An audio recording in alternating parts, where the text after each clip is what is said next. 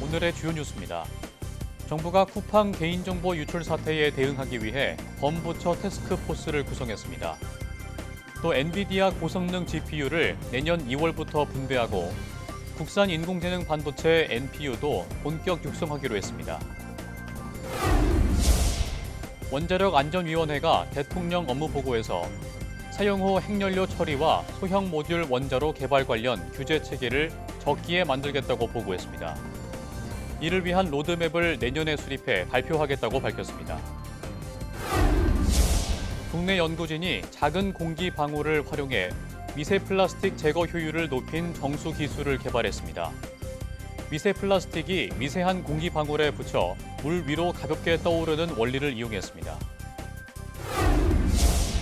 최근 독감이 크게 유행하는 가운데 국내 연구팀이 홍삼이 A형 독감을 억제하는 분자적 기전을 최초로 밝혔습니다. 연구팀은 면역 단백질인 GBP1이 홍삼의 항바이러스 작용에 관여한다고 밝혔습니다.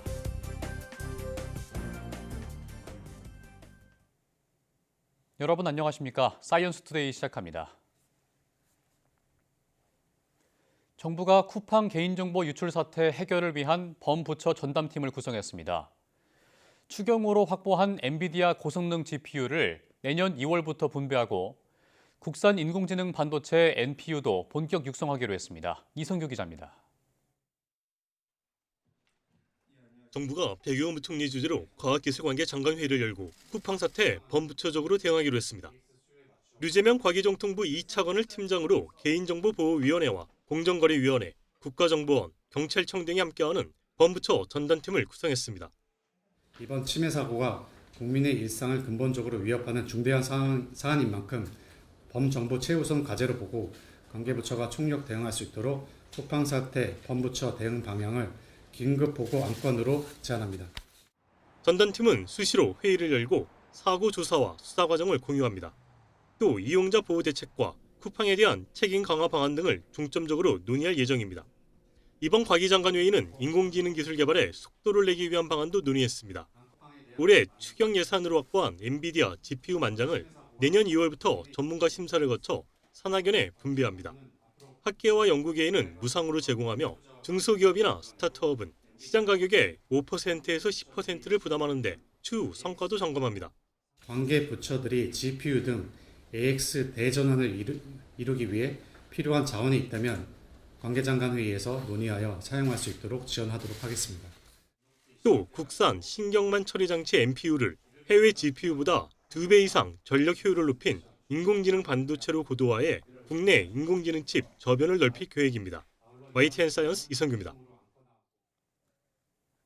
배경훈 부총리 겸 과학기술정보통신부 장관이 업계 관계자들과 만나 인공지능 분야 투자 등 정책 방향을 공유했습니다. 대한상공회의소는 주요 기업인 250여 명이 참석한 가운데 배 부총리를 초청해 최고 경영자 조찬 간담회를 열었습니다. 배 부총리는 이 자리에서 세계 최고 수준의 인공지능 모델과 기술을 빠르게 확보하고 주력 산업에서 혁신 사례를 본격적으로 창출하겠다고 밝혔습니다. 또 여전히 미국을 중심으로 대규모 인공지능 투자와 성과가 나타나고 있지만 중국이 더 무서운 존재가 될 수 있다는 생각도 든다고 말했습니다. 그러면서 인프라 측면에서 인공지능 서버에 필요한 그래픽 처리 장치를 오는 2030년 이후 100만 장 이상 한국에 들여와 데이터 센터를 만들어야 한다고 강조했습니다.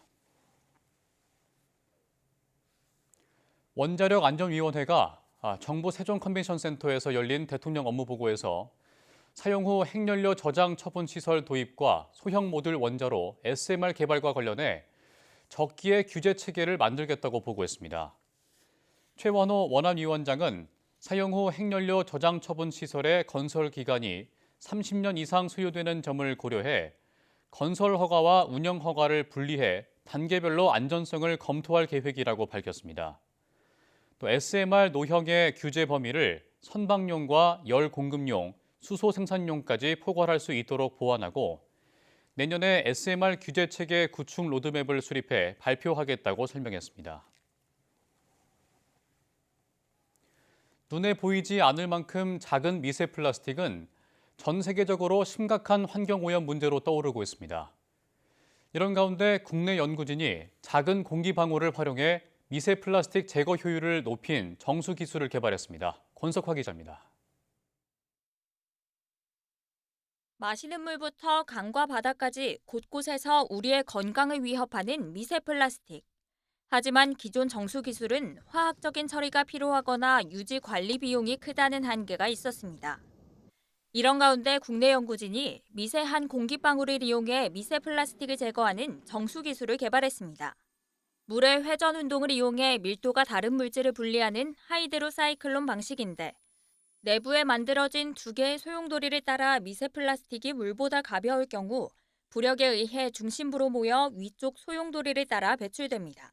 빠른 유속과 안정적인 마이크로버블 농도 하에서는 좁고 안정적인 공기코어가 만들어져서 이러한 공기코어가 마이크로 플라스틱을 상단부로 잘 유인하는 유인책이 되게 됩니다. 연구팀은 이에 더해 머리카락 굵기보다 훨씬 작은 미세 공기방울을 결합했습니다. 작은 공기방울이 달라붙은 미세 플라스틱은 더 가벼워져 중심부로 잘 모이고 중앙의 공기 기둥을 따라 위쪽으로 올라와 효과적으로 분리할 수 있게 된 겁니다. 고속 유동을 이용하기 때문에 빠른 속도로 많은 양의 물을 처리할 수 있다는 점, 다시 갈아주거나 이런 문제들이 없기 때문에 비용적인 측면에서 실험 결과 작은 공기방울을 주입했을 때 미세 플라스틱 제거 효율은 최대 34%까지 향상됐고 특히 건조기에서 발생하는 섬유성 미세 플라스틱 실험에서도 제거 효율이 23% 이상 증가했습니다. 작은 공기방울로 보이지 않는 미세 플라스틱을 잡아내는 기술이 고효율 저비용의 정수 기술로 발전할 수 있을지 주목됩니다. YTN 사이언스 권석화입니다. 최근 독감이 크게 유행하고 있는데요. 국내 연구팀이 홍삼이 A형 독감을 억제하는 분자적 기전을 최초로 밝혔습니다. 김은별 기자가 보도합니다. 고열과 심한 근육통을 동반하면서도 전염력이 강해 빠르게 확산하는 A형 독감. 올 연말에는 지난해 대비 14배나 증가하면서 겨울철 건강에 비상이 걸렸습니다. 이런 가운데 홍삼이 A형 독감 바이러스를 억제할 수 있다는 연구 결과가 나와 관심을 끌고 있습니다. A형 독감이 걸렸을 때 면역 단백질인 GBP1이 항바이러스 작용을 하는데 홍삼이 이 단백질의 바이러스 억제 경로를 강화한다는 겁니다. 연구팀은 면역세포에 독감 바이러스를 감염시킨 뒤 홍삼을 처리하자 바이러스 증식이 줄고 감염된 세포가 더 사멸됐다고 밝혔습니다. 이런 현상은 GBP1이 존재하는 세포에서만 나타나 홍삼의 항바이러스 작용이 이 면역 단백질을 통해 발현되는 것으로 나타났습니다. 쥐를 통한 실험에서도 결과는 유사했는데 GBP1 단백질이 있는 쥐에 바이러스를 감염시킨 뒤 홍삼을 먹인 경우는 50%, 그렇지 않은 경우는 20%의 생존율을 보였다고 설명했습니다. 홍삼이 GBP1 단백질에 관여하는 감염세포 제거 패스웨이를 강화해 인플루엔자 A형 바이러스를 억제한다는 사실을 최초로 확인했습니다. 과도한 면역 반응 없이 안전하게 바이러스를 제거한다는 점에서 의의가 있습니다. 이번 연구 결과는 국제학술지 저널 오브 마이크로바이올로지에 게재됐습니다. YTN 사이언스 김은별입니다. 구글이 지난달 내놓은 제미나이 3의 경량 모델을 선보이며 제품군 진용을 완성했습니다. 구글은 답변 속도를 높이고 비용을 낮춘 인공지능 모델 제미나이 3 플래시를 출시한다고 밝혔습니다. 경량 모델인 제미나이 3 플래시의 출시에 따라 구글의 제미나이 3는 최상위 모델인 딥싱크와 균형을 맞추기 위해 개발한 모델인 프로를 포함한 삼각 편대를 갖추게 됐습니다. 경량 모델은 방대한 데이터로 학습한 상위 모델을 기반으로 소위 증류라는 작업을 거쳐 만듭니다. 일반적으로 속도가 빠르면서도 상위 모델에 버금가는 성능을 보이는 것이 특징입니다.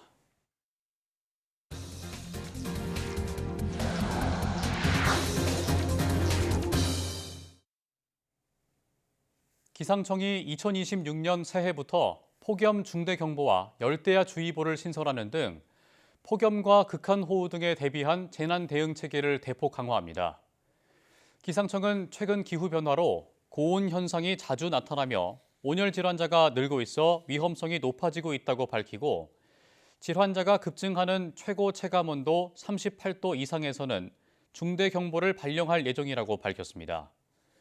또 시간당 100mm 이상의 극한 호우에는 상위 단계 긴급 재난 문자도 발송합니다.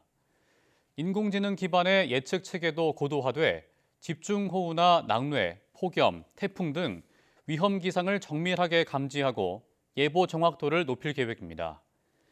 기상청은 첨단 기술을 적극적으로 활용해 재난 대응의 속도와 정확도를 높이고 국민 안전을 강화하겠다고 밝혔습니다. 한국방송통신전파진흥원은 GPS 전파 교란에 대응하고 국내 선박의 보호 체계를 구축하기 위해 YD 일렉트로닉스와 지식재산 민간기술 이전 협약식을 열었습니다.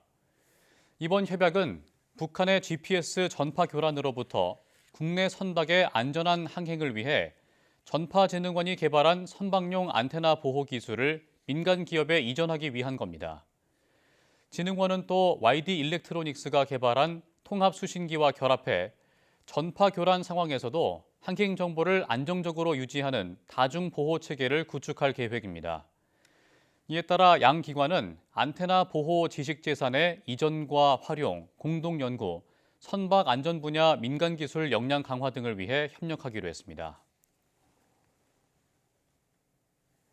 이재명 대통령이 한국석유공사 업무 보고에서 윤석열 정부에서 추진된 이른바 대왕고래 프로젝트에 대해 제대로 계산도 안 하고 추진한 거냐고 질타했습니다.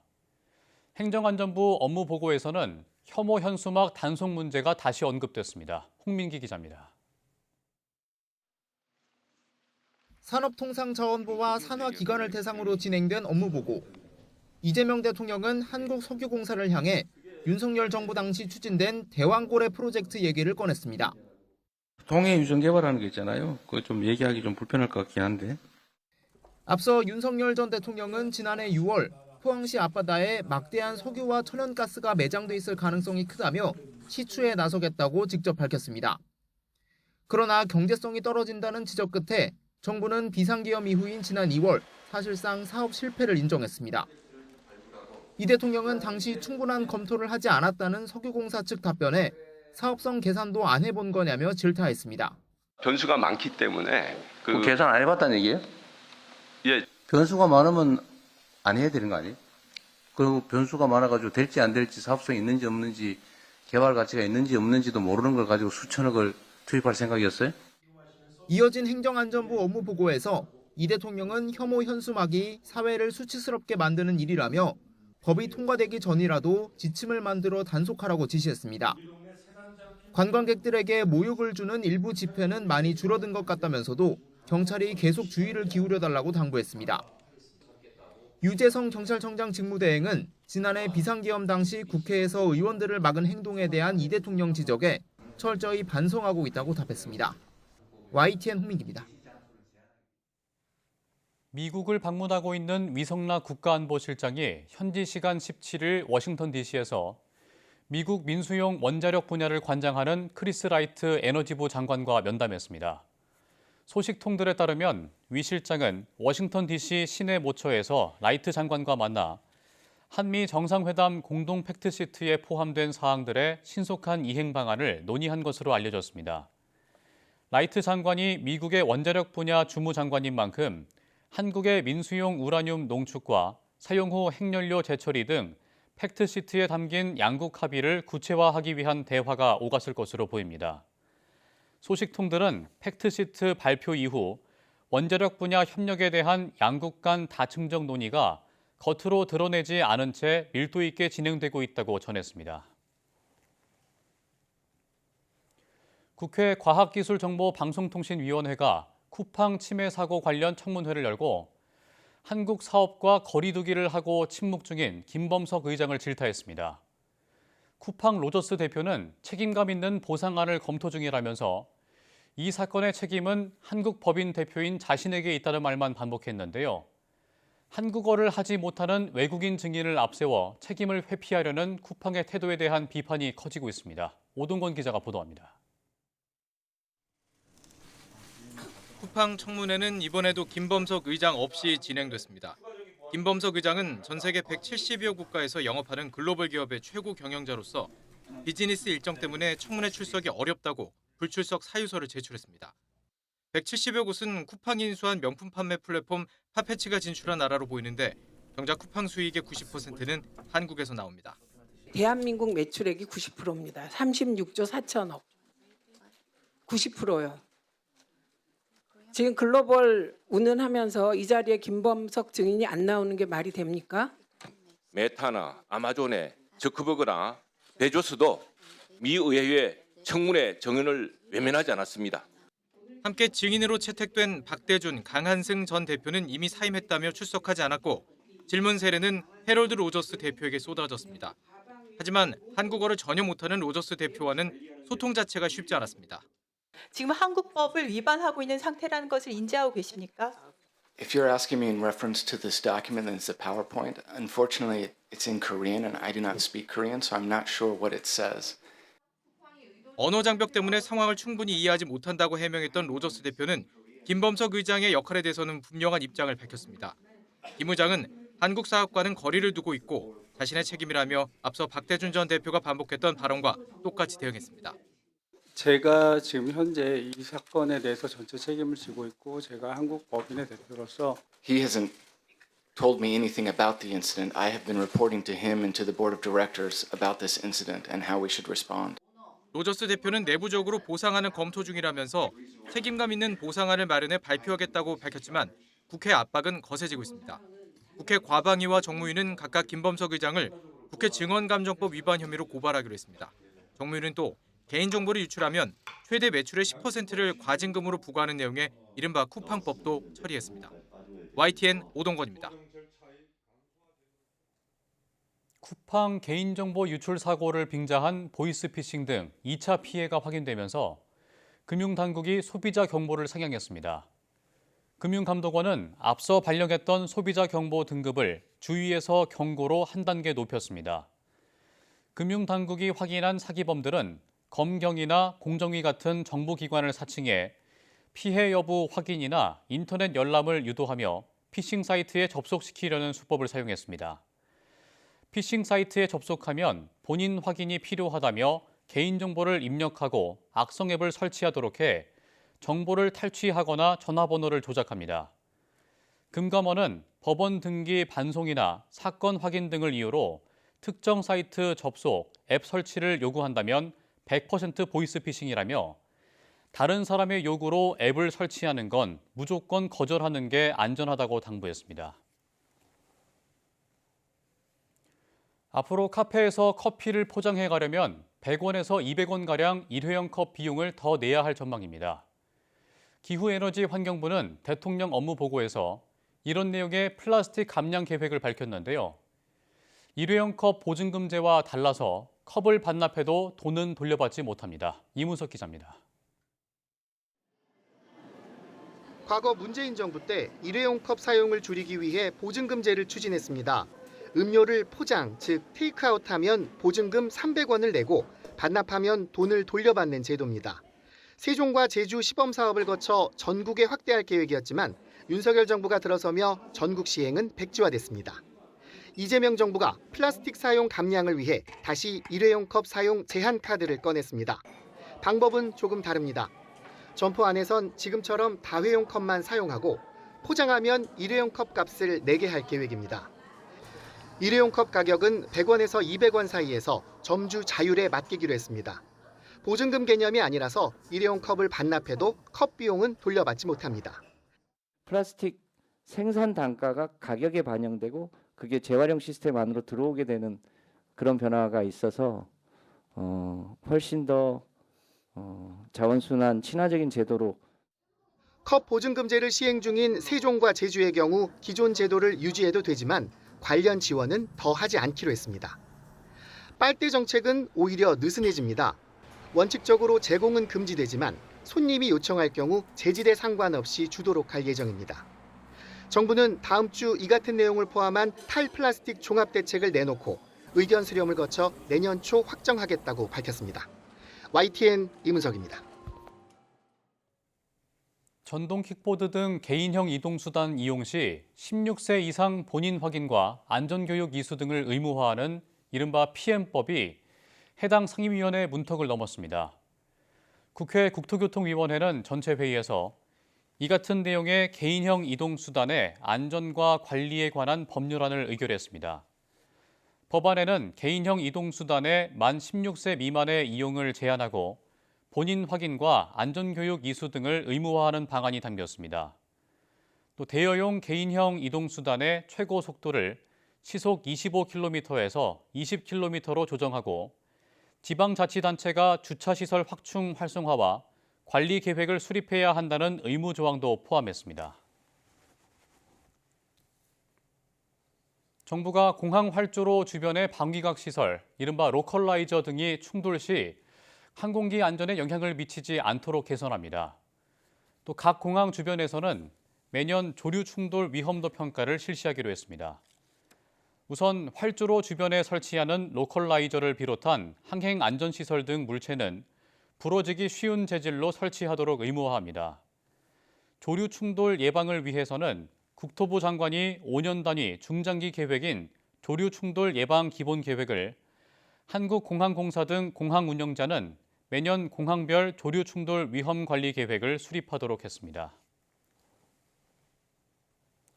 지난해 육아휴직자가 20만 명을 넘으며 역대 최대를 기록했습니다. 아빠의 출생연도 육아휴직 사용률은 처음으로 10%를 돌파했습니다. 육아휴직 문화가 확산하고 제도적 뒷받침도 영향을 준 것으로 분석됩니다. 오인석 기자입니다. 국가데이터처는 지난해 육아휴직을 시작한 사람은 20만 6,226명으로 1년 전보다 8,000명 증가했다고 발표했습니다. 임신 중이거나 8세 또는 초등학교 2학년 이하의 자녀를 대상으로 지난해 육아휴직을 시작한 사람이 대상입니다.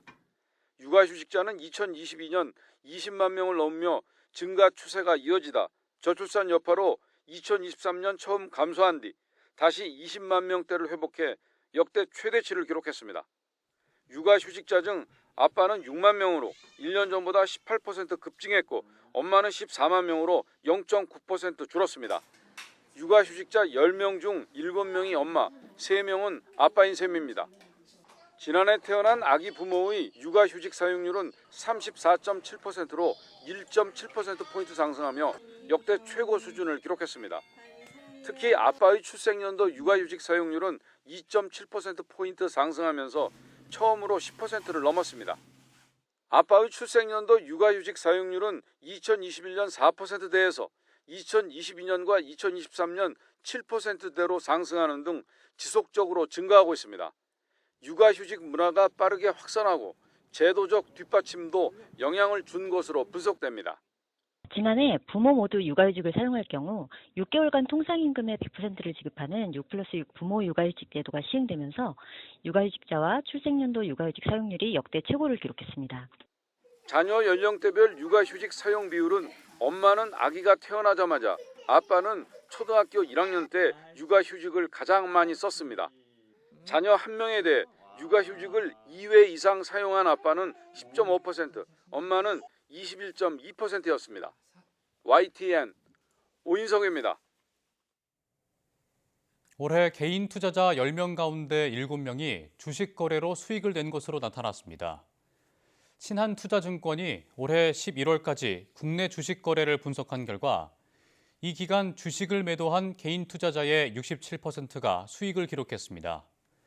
평균 수익액은 912만 원으로 집계됐습니다. 나머지 33%는 주식 거래로 손실을 받고 평균 손실액은 685만 원이었습니다. 종목별로는 삼성전자가 개인 투자자의 희비가 가장 엇갈린 종목이었습니다.